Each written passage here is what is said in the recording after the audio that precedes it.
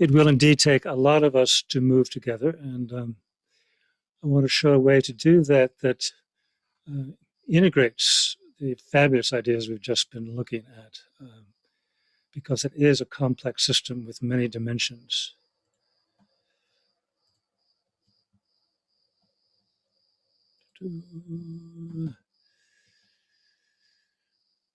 So I want to lead into the idea of a movement in a fairly simple way, covering ground that is, I'm sure, familiar to virtually all of you. At which point my PowerPoint quits, but I'll just re-establish it.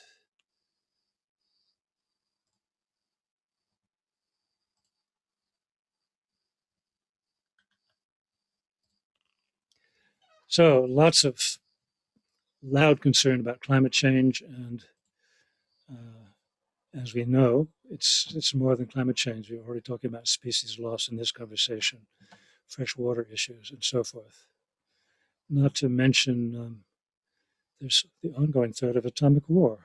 Sweet. So we are faced with what Helen called a wicked problem, with many dimensions, many levels of consciousness, an industrialized economic growth machine that is devouring both the earth and people and will, as we know, not bode well. So obviously, Nina's concern comes into this.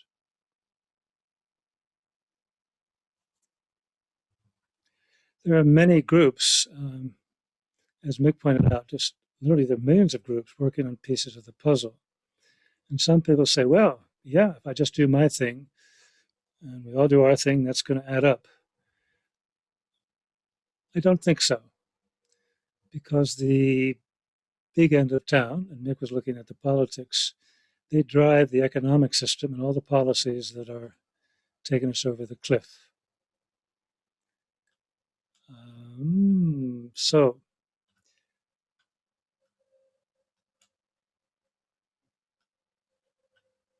coming back to this idea of a wicked system, wicked problem, one way to look at how we orient ourselves in a wicked problem, and this is quite consistent with the idea of managing complex systems rather than directing them, is to have a goal to work towards. And I've adapted, and other people I know have adapted, the goal of a life-affirming culture, which stands in contrast both to the current dominant goal of economic growth, but also stands for all the good things that we care about. And this is meant to be indicative. So I'd be curious, how does this goal, this phrasing of an overarching goal, land with folks? Is it okay? Is it not okay?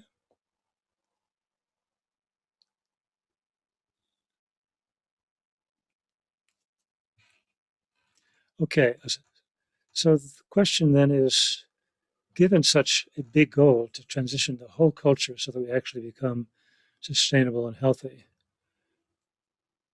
how could we ever communicate to actually make that happen?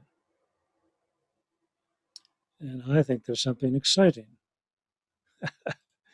which is literally all the millions of groups and business groups and academics and journalists, thought leaders, who actually care about pieces of the puzzle or the big picture.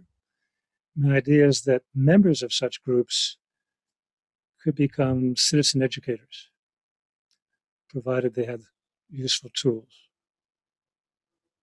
So that's how we get out of our thought bubble. We invite people to, might go like this. Hi, Jane, Andrew here. Would you be willing to have coffee with me, spend an hour having a deep conversation? I've got some ideas I'd like to explore with you. She's my friend. She says yes. Then we have an agreement. So we can slow down the conversation. But what's the conversation about? It's about, depends on where she's at. It's partly about the ecological emergency, but assuming she's kind of up with that, thinks climate change is real, for example. And then the next conversation is how do we come to, what are the main drivers that tend to make CO2 emissions go up? And this is a physical model of a, I'll just show you here. Got the tip from a former professional stage magician. He said people like to have ideas to hang ideas on. Can you see my screen? Stuff. So these are labels on beer coasters. And you can lay them out one at a time. I won't take you through it this way, but you can just get the idea. Physical, very tangible. People can move them around. They feel real.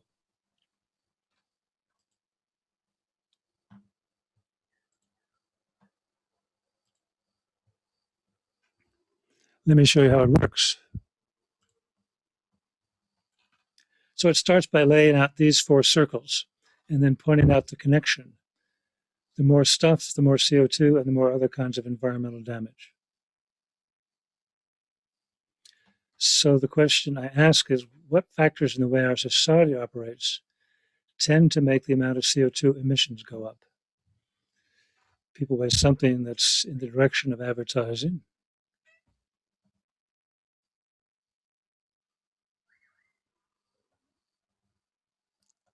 Where is it? Here it is. So I bring in the advertising and lay it down over stuff. Then I bring in the trade agreements because not everybody knows about that. So you get the idea of how it works. Let me quickly just show you where it goes. So we build from advertising to the trade agreements. People nod their heads when I say corporate control of government. We know this feeds the top 0.1%.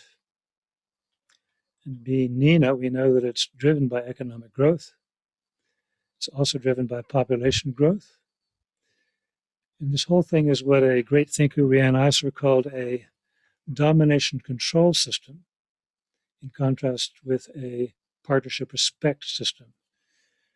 Partnership respect, of course, is built into Aboriginal values, as those of us heard who were open here at the beginning, translates into living in a way and caring for people and planet. Not hard, but with many applications if we take it as a core value.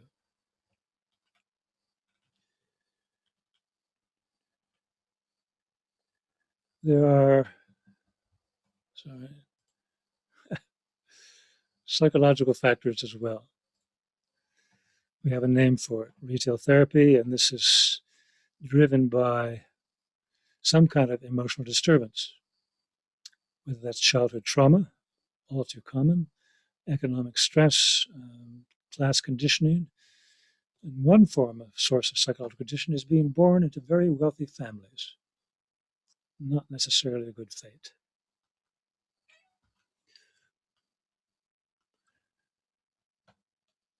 So, putting it all together, we come up with this, a crude map, but comprehensive, of the main drivers that must shift if we are to actually evolve a society that doesn't destroy itself.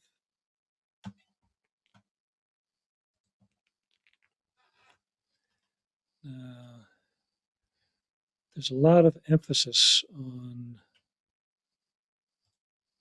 practical stuff. That's where people love to go, and it's where we need the on-the-ground, rubber hits the road action. We need to greatly amplify it. These practical things are the real-life expression of these 2 operating values of a life-affirming culture. So the 2 values are, we have to live within planetary boundaries, and if we will not destroy ourselves collectively, we have to operate on partnership respect values. So, another version of this diagram, some of you may have seen it. This is Kate Raworth's Donut Economics. Same thing. It's got the social side and the environmental technical side. It's all one system.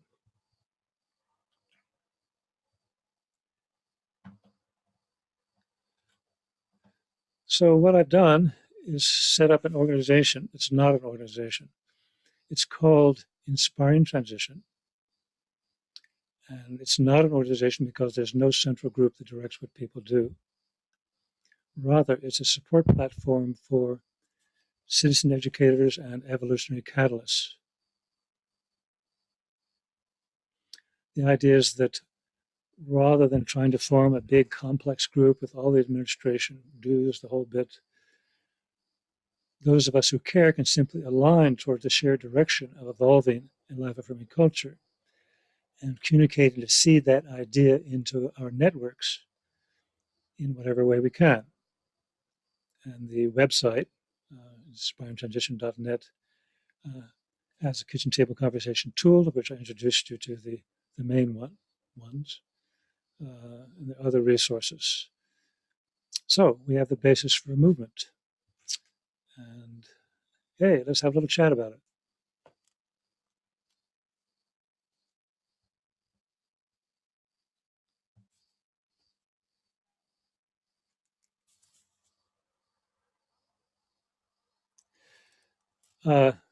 You can unmute your mic. Let's see. I would propose, Megan, see what you think of. Do we have an open conversation or do we have a structured Q&A?